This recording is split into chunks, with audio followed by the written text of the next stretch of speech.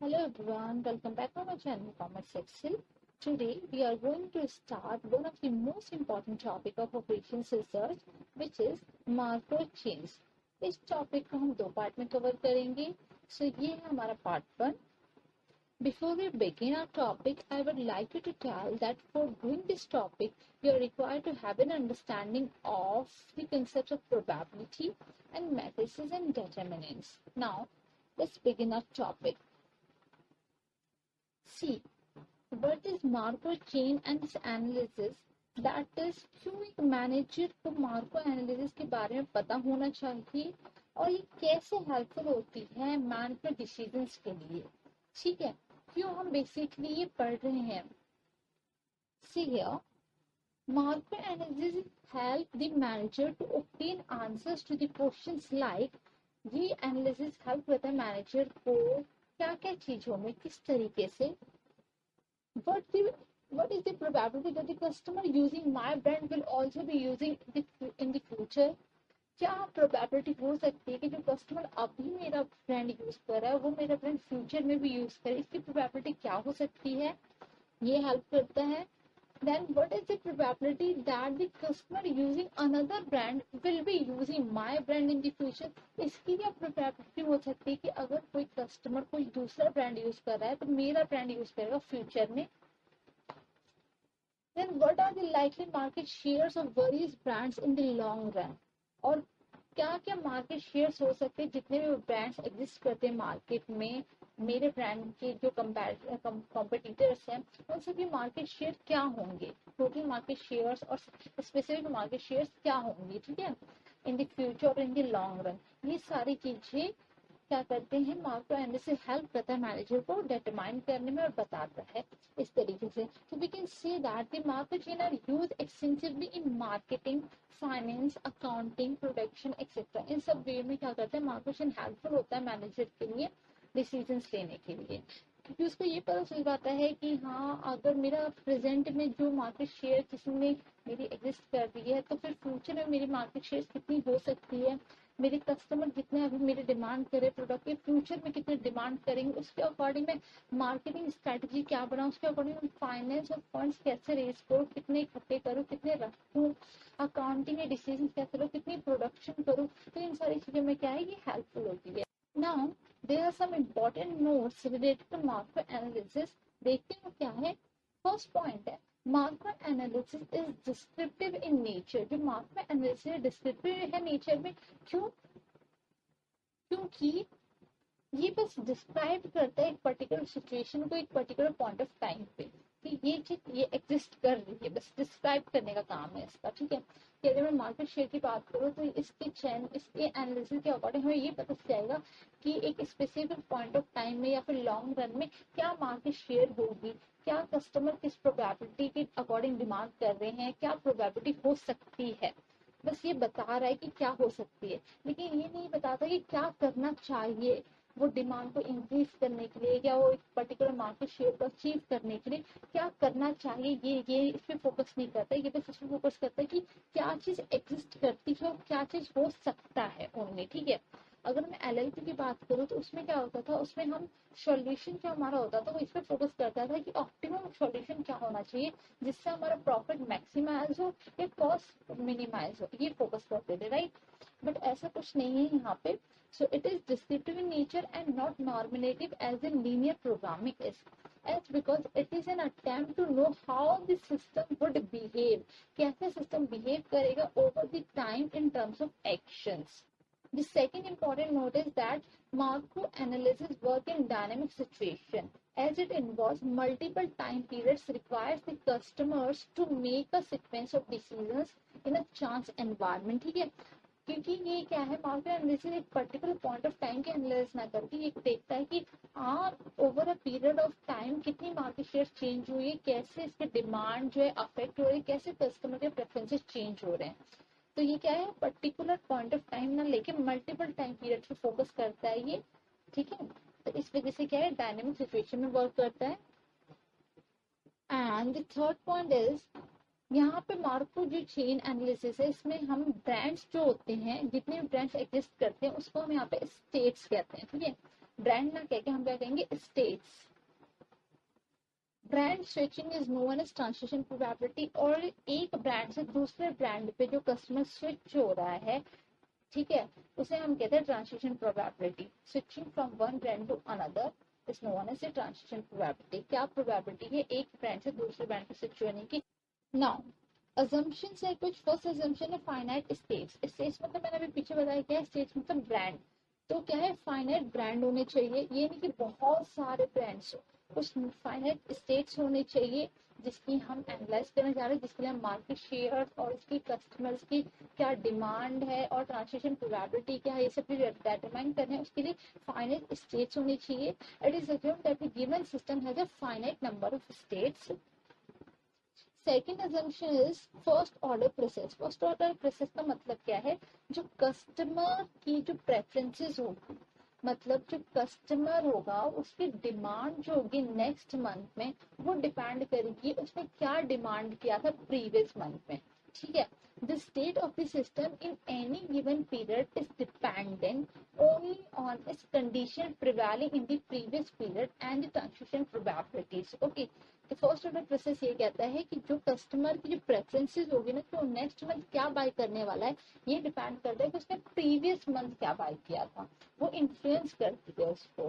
तो ये होता है फर्स्ट ऑर्डर प्रोसेस। ठीक है, यहाँ पे सेकंड ऑर्डर प्रोसेस भी होती है, लेकिन जैसे सेकंड ऑर्डर प्रोसेस हो गया कि कस्टमर का जो प्रेफरेंस है वो नेक्स्ट क्या बाय करने वाला है, जो वो डिपेंड करे कि उसने नेक्स्ट प्रीवियस टू प्रीवियस क्या बाय किया था। ठीक है, और इसी तरह थर्ड ऑर्डर भी होगा। और लेकिन जो हमारा assumption मार्केट एनालिसिस के अकॉर्डिंग ये ओनली फर्स्ट ऑर्डर प्रोसेस पे ही बेस्ड है। थर्ड जो assumption है वो आपका है स्टेशनरिटी। इसका मतलब है कि transition probabilities are constant over time. Transition probabilities क्या है हमारी, एक ब्रांड से दूसरे ब्रांड पे स्विच होने की प्रोबेबिलिटी को कहते हैं ट्रांजिशन प्रोबेबिलिटीज।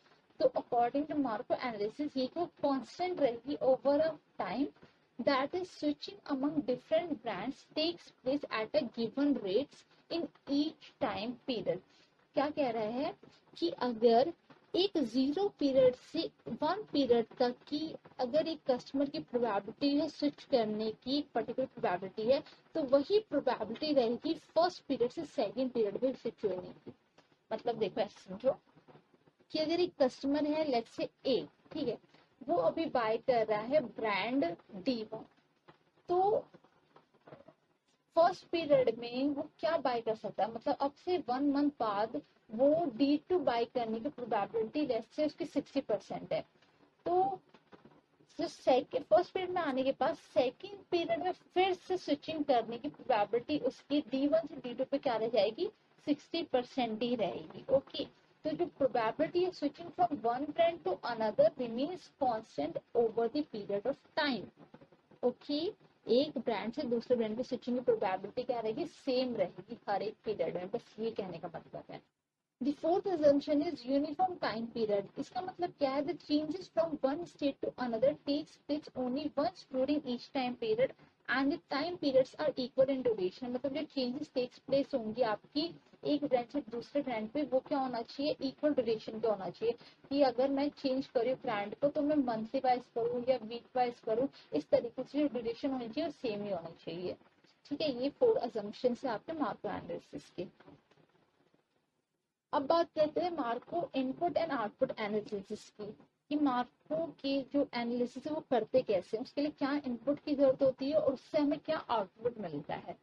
सो स्टार्ट करते हैं हम सी इनपुट। इसके लिए हमें कुछ इनपुट्स की जरूरत होती है। तो दो तरह की इनपुट की रिक्वायरमेंट होती है हमारा। फर्स्ट है transition probabilities. As already said, transition probabilities क्या होती हैं, ये होती हैं probability of switching from one brand to another.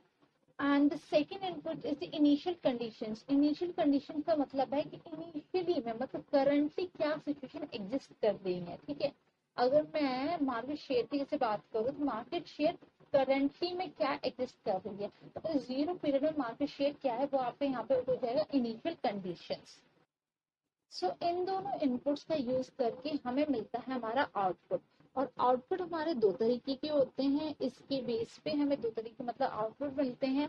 कौन कौन सा आउटपुट मिलते हैं? हमें मिलता है स्पेसिफिक स्टेट प्रोबेबिलिटी कि मतलब एक पर्टिकुलर टाइम पे और एक पर्टिकुलर इवेंट पे हमारी मार्केट शेयर्स क्या हो सकते हैं। स्टेट मतलब क्या है? ब्रांड। तो ब्रांड के मार्केट शेयर्स क्या हो सकते हैं अगर नंबर ऑफ ट्रांजेक्शन आपको गिवन है, तो ये हम कैलकुलेट कर सकते हैं। सेकेंड थिंग हम कैलकुलेट कर सकते हैं स्टेडी स्टेट प्रोबेबिलिटी की, मतलब लॉन्ग रन में हर एक ब्रांड की और हर एक स्टेट की प्रोबेबिलिटी मतलब मार्केट शेयर्स की क्या होगी, कि कितना मार्केट शेयर्स लॉन्ग रन में वो ब्रांड्स कैप्चर कर पाएंगे और उनके पास होगा। ये दो हम क्या मिल सकते हैं? हमें आउटकम मिल सकते हैं अंडर मार्को एनालिसिस। ओके, तो स्टार्ट करते हैं हम इनपुट से। हमारे जो फर्स्ट तरीका इनपुट में रिक्वायरमेंट है वो हमारी ट्रांजिशन प्रोबेबिलिटीज। ये क्या है? It is the probability of switching from one brand to another in an uncertain environment. Okay, so like example के अगर हम देखें, सी आपको ये गिवन है, इसे हम ट्रांजिशन प्रोबेबिलिटीज, ये आपको गिवन है, इसे हम मैट्रिक्स के फॉर्म में भी मेंशन कर सकते हैं और टैबुलर फॉर्म में भी। मैंने टैबुलर फॉर्म में मेंशन किया, जैसे शो किया आपको। ये आपको प्रोबेबिलिटी दे रखी है, लेट्स से 3 डिटर्जेंट ब्रांड्स की दे रखी है आपको, और ये दे रखा है कि अगर कस्टमर ने अलग अलग जो 3 डिटर्जेंट के ब्रांड है अगर कस्टमर ने होल्ड कर रखा है तो नेक्स्ट जो मंथ है उसमें शिफ्ट होने की जो क्या क्या प्रोबेबिलिटीज है। सो अगर मैं बात करूं होती ट्रांजिशन प्रोबेबिलिटीज,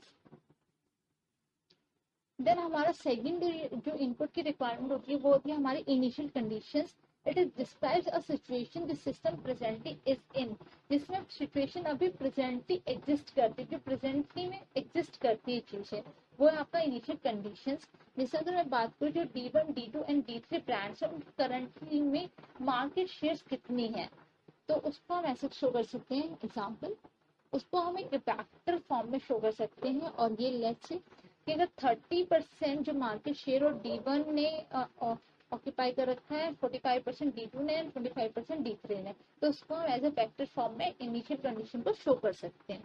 ओके, तो क्लियर हो गया transition probabilities, the probabilities of switching and initial condition जो कि करंटली और जो प्रेजेंट में एग्जिस्ट करती है सिचुएशन। नाउ अब हम बात करते हैं आउटपुट की। तो आउटपुट हमारे दो तरीके से मिल सकते हैं हमें। जो हमारा सेकंड आउटपुट है हम अपने नेक्स्ट वीडियो में कवर करेंगे। यहाँ हम बात करते हैं हमारी फर्स्ट आउटपुट की, जो हमें मिल सकती है using transition probabilities and the initial conditions. First है हमारा स्पेसिफिक स्टेट प्रोबेबिलिटीज। ये कौन सी प्रोबेबिलिटीज होती है? ये होती है पर्टिकुलरली मतलब हर एक स्टेट की जो होती है स्पेसिफिक प्रोबेबिलिटीज, मतलब मार्केट शेयर एक पर्टिकुलर पॉइंट ऑफ टाइम में और आफ्टर सम टाइम, मतलब जो नंबर ऑफ ट्रांजिशंस है उसके बाद कितनी हो सकती है, कितना मार्केट शेयर्स हो सकता है एक पर्टिकुलर स्टेट का। स्पेसिफिकली ये कैलकुलेट करता है हर एक स्टेट के लिए। कैसे करते हैं, हमें कैसे आउटपुट मिलता है? See Q bracket K bracket close is equal to Q bracket 0 bracket close multiply P K. ये है क्या? सी हियर, क्यू क्या शो कर रहा है? क्यू शो कर रहा है आपको एक system in a certain state कि आपका द नंबर ऑफ ट्रांजिशन की कितनी ट्रांजिशन हुई है, कितनी बार स्विचिंग हुई है। P is the probability of transition. जो P है आपको वो शो कर रहा है आपकी की प्रोबेबिलिटी ऑफ ट्रांजिशन, जैसे हमें पीछे अभी गिवन था एग्जांपल के लिए हमने जो देखी थी टेबल, वो हो गई आपकी प्रोबेबिलिटी ऑफ ट्रांजिशन। ठीक है, सो आपका अगर बोलेगा क्वेश्चन में कि कैलकुलेट करो market share after 2 transition, after 3 transition, after 1 transition या सो ऑन, इस तरीके से क्वेश्चन में बोल सकता है। तो वो market share after certain transition calculate करने के लिए आपको ये फॉर्मूला दिया हुआ है। ठीक है, इसके हेल्प से आप मार्केट शेयर कुछ ट्रांजिशन के बाद कैलकुलेट कर सकते हो। जो भी नंबर ऑफ ट्रांजिशन गिवन है उसके अकॉर्डिंग आप मार्केट शेयर कैलकुलेट कर सकते हो। तो कैसे करते हैं, एक बार हम एग्जांपल से देख लेते हैं अच्छे से। Given the transition probabilities of 3 states and the market shares of 3 states as follows. Here, ये वाली टेबल मैंने पीछे भी आपको दिखाई थी। तो जैसे ये 3 ब्रांड्स हैं, डिटर्जेंट के 3 ब्रांड्स हैं आपको, और जो हमारे करंटली क्या एग्जिस्ट कर रहे हैं, फिर नेक्स्ट मंथ में क्या जाने की, क्या शिफ्ट होने की जो प्रोबेबिलिटीज है वो आपको गिवन है यहाँ पे कि क्या क्या प्रोबेबिलिटीज है जो कि कस्टमर पर्टिकुलर ब्रांड यूज कर रहे हैं, दूसरे ब्रांड यूज करने की क्या प्रोबेबिलिटीज है आपको गिवन है। ठीक है, तो ये जब गिवन है तो इसे हम क्या कहते हैं, ट्रांजिशन प्रोबेबिलिटी से आपको गिवन है। और सेकंड थिंग आपको गिवन है कि मार्केट शेयर 3 ब्रांड के अभी क्या एग्जिस्ट कर रहे हैं करंटली। तो ये क्या हो गया आपके, ये हो गया इनिशियल कंडीशन। हमें कैलकुलेट क्या करना है, हमें कैलकुलेट करना है the market shares of 3 states after 2 months, अब से 2 मंथ्स बाद, मतलब नंबर ऑफ ट्रांजेक्शन कितना होता है पर 2 हो गए यहाँ पे। तो 2 मंथ्स बाद मार्केट शेयर्स क्या होगी इन तीनों स्टेट्स के, मतलब इन तीनों ब्रांड्स के। And the second thing, the probability of customer switching from brand D2 to D3 in month 2, और इसकी क्या प्रोबेबिलिटी होगी कि एक कस्टमर जो कि अभी D2 यूज कर रहा है लेकिन 2 महीने बाद वो D3 ब्रांड यूज करे। इसे हम कहते हैं कंडीशनल प्रोबेबिलिटी। ठीक है, conditional state probability, basically conditional state probability हमें कहते हैं। तो ये कैसे कैलकुलेट करेंगे ये भी हम आगे देखेंगे। तो पहले हम स्टार्ट करते हैं हमारे फर्स्ट पार्ट से। See here, calculation of market share for 2 months from now, अब से 2 महीने बाद मार्केट शेयर कितना होगा, इसकी कैलकुलेशन के लिए आप देख सकते हो नंबर ऑफ ट्रांजेक्शन यहाँ हमारी हो जाएगी 2 मंथ्स बाद की कैलकुलेशन करनी है हमें। और यहाँ पे आपका गिवन है Q0। Q0 मतलब क्या है कि जो आपकी इनिशियल कंडीशन है वो अभी सर्टेन जो है प्रेजेंट में, करंट में क्या है आपकी कंडीशन, मतलब मार्केट शेयर क्या एग्जिस्ट करती है वो है आपकी। हमने यहाँ वेक्टर फॉर्म में शो कर दिया है, that is 30% for D1, 45% for D2 and 25% for D3। ठीक है, तो आपको कैलकुलेट क्या करना है, ये फॉर्मूला अभी जो मैंने पीछे बताया था वही वाला फॉर्मूला हमें यहाँ पे लेना है। So Q bracket K bracket close equal to Q bracket 0, मतलब 0 मतलब क्या है, बिल्कुल 0 पीरियड में क्या है, मतलब बिल्कुल करंट पीरियड में क्या एग्जिस्ट करती है condition, bracket close multiply P and raise to power K। So यहाँ K क्या आया हमारा, नंबर ऑफ ट्रांजेक्शन कितना है 2 is equal to Q bracket 0 multiply P raise to power 2। So Q2 हमें कैलकुलेट करना है, मतलब मार्केट शेयर कैलकुलेट करनी है आफ्टर 2 मंथ्स की 2 महीने बाद कितनी मार्केट शेयर होगी इन तीनों ब्रांड्स की, इन तीनों स्टेट्स की। सो सी है Q0 क्या है हमारा, मतलब मार्केट शेयर करंट में क्या एग्जिस्ट कर रहा है तीनों ब्रांड का, 30%, 45%, 25%। इन्हें इसे हमने वेक्टर फॉर्म में, मैट्रिसेस फॉर्म में सॉल्व करना है हमें। और जो हमारा ट्रांजिशन प्रोबेबिलिटीज है उसको भी हमने यहाँ पे क्या शो कर दिया, मैट्रिक्स फॉर्म में हमने यहाँ शो कर दिया। तो आप देख सकते हो जो ट्रांजिशन प्रोबेबिलिटीज है उनको हमने एज इट इज यहाँ लिखा है। ठीक है, तो क्या है ये पी स्क्वायर के फॉर्म में, इस वजह से हमने यहाँ पे 2 बार से लिखा है, यहाँ पे आप देख सकते हैं यहाँ पे, है ना। अब इनका कैसे मल्टीप्लाई करना है, सी इन दोनों जो मैट्रिसेस को हमने मल्टीप्लाई किया है तो हमें न्यू मैट्रिक्स मिला है। ये दोनों मैट्रिक्स को कैसे मल्टीप्लाई किया है, ऑल्दो मुझे पता है आपको आता ही होगा क्योंकि आपने ये 12th में भी कर लिया है एंड देन दिस मैथमेटिक्स में भी, बट फिर भी मैं आपको एक बार यहाँ पे शो करके दिखाती हूँ और एक कैलकुलेट करके मैं आपको दिखाती हूँ। सी पी स्क्वायर कैलकुलेट करना मतलब इन दोनों मैट्रिक्स को मल्टीप्लाई करना है, तो कैसे करेंगे, क्योंकि ये दोनों मैट्रिक्स क्या है आपकी 3/3 की मैट्रिक्स है। तो जो इन दोनों के मल्टीप्लीकेशन पे जो न्यू मैट्रिक्स आएगा वो भी क्या होगा 3/3 का ही मैट्रिक्स होगा। क्यों होगा, क्योंकि हम इसे कैसे निकाल दे 3/3 का ही होगा।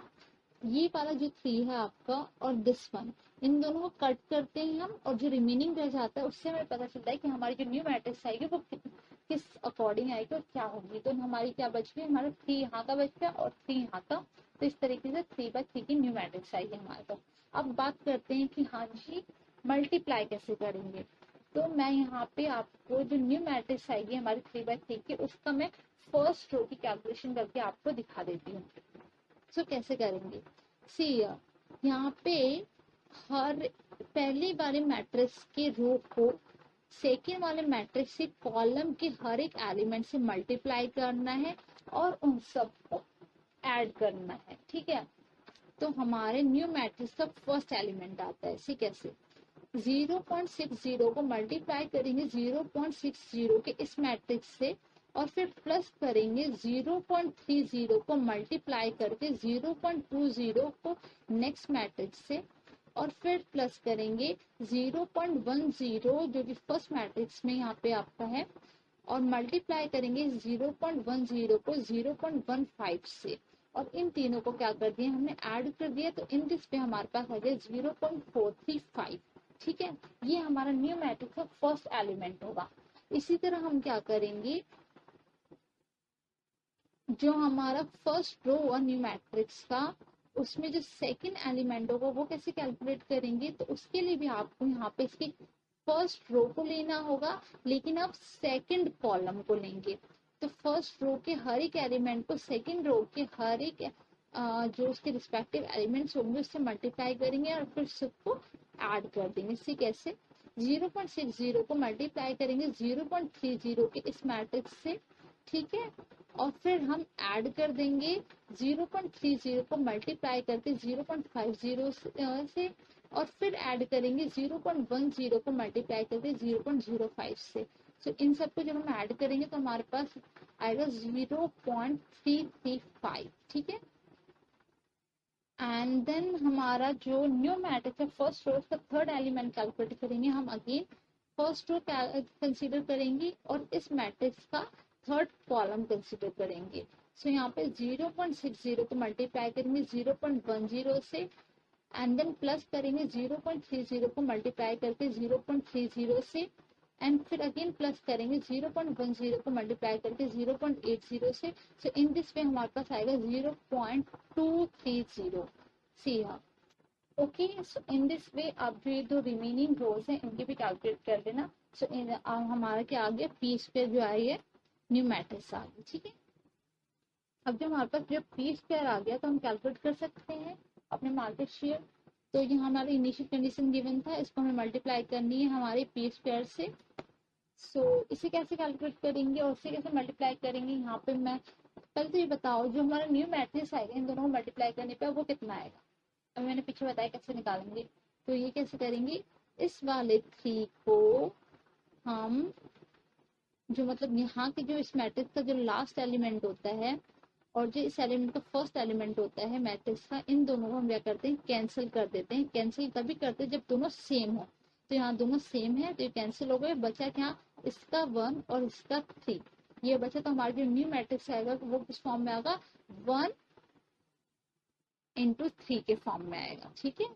वो हमारा मैट्रिक्स क्या होगा, 1 into 3 मतलब क्या होगा, 1 रो एंड 3 कॉलम, मतलब इसकी तरह ही कुछ, ठीक है। तो मल्टीप्लाई का बात आ रही है कि मल्टीप्लाई कैसे करें भाई, तो मल्टीप्लाई बहुत इजी है इसकी भी। मैं आपको जो फर्स्ट जो एलिमेंट है वो कैलकुलेट करके आपको दिखा देती हूँ कैसे कैलकुलेट करेंगे। 0.30 को मल्टीप्लाई करेंगे 0.435 से, फिर प्लस करेंगे 0.45 को मल्टीप्लाई करके 0.265 से, फिर प्लस करेंगे 0.25 को मल्टीप्लाई करके 0.20 से, तो हमारा आ गया 0.30475। ये आ गई हमारी फर्स्ट एलिमेंट, मतलब D1 की मार्केट शेयर 2 मंथ्स के बाद, मतलब 2 ट्रांजिशन जब हो जाएंगे उसके बाद मार्केट शेयर है वो हमें D1 की कैलकुलेट किया। इसी तरह आप D2 एंड D3 कैलकुलेट कर लोगे। तो D2 के लिए क्या करेंगे, ये जो आपका मार्केट शेयर इनिशियल कंडीशन में गिवन है इसको कॉलम 2 से मल्टीप्लाई करेंगे एंड प्लस करेंगे एंड देन कॉलम 3 से। तो इस तरीके से आपकी कैलकुलेशन हो जाएगी और आपके मार्केट शेयर आ जाएंगे। सो इन दिस वे हमारी मार्केट शेयर आ गई है तीनों ब्रांड्स की 2 मंथ्स के बाद। क्या ये हमारी D1 की है 30.475%, D2 की है मार्केट शेयर 27.425% एंड D3 की है 42.100%। तो ये आ गई हमारी तीनों की मार्केट शेयर कब की, 2 मंथ्स के बाद, ठीक है। अब हमें कैलकुलेट करना था probability of customer switching from brand D2 to D3 in month 2 months के बाद क्या प्रोबेबिलिटी होगी कि जो कस्टमर अभी D2 यूज कर रहा है वो D3 ब्रांड यूज करेगा 2 मंथ्स के बाद। तो ये बहुत इजी है कैलकुलेट करना, जैसे क्योंकि 2 मंथ्स के बाद बोला गया है तो जो ट्रांजिशन प्रोबेबिलिटीज होगी उसको आप 2 बार मल्टीप्लाई कर दोगे, ठीक है, मतलब उसका स्क्वायर करोगे। तो ऑलरेडी क्योंकि हम इसका स्क्वायर कर चुके हैं, so we have this one, right. ये था हमारे पास, ये आया था, और यहाँ पे आपका D1 D2 एंड D3 के गिवन है, यहाँ पे D1 D2 D3 के गिवन है, ठीक है।